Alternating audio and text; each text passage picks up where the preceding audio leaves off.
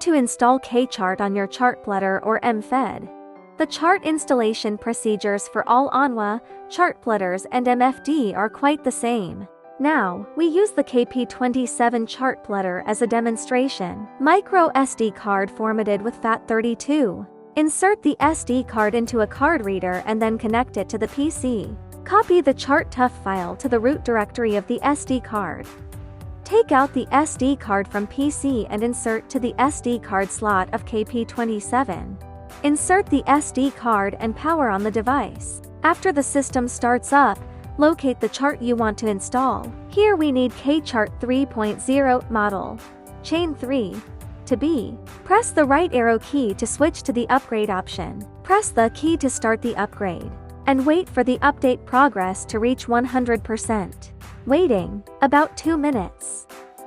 Once the upgrade is complete, a confirmation interface will automatically pop up. Power off the device and remove the SD card.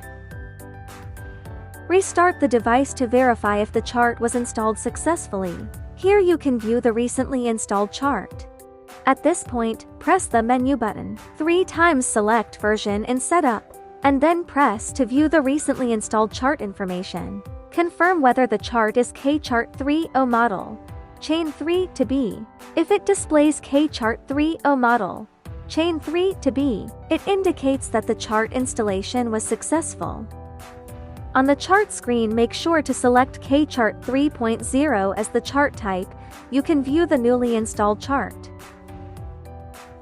At this point, you can start by displaying the chart border in a large range and gradually zoom in until you can see more detailed chart features at a scale of 15 nautical miles.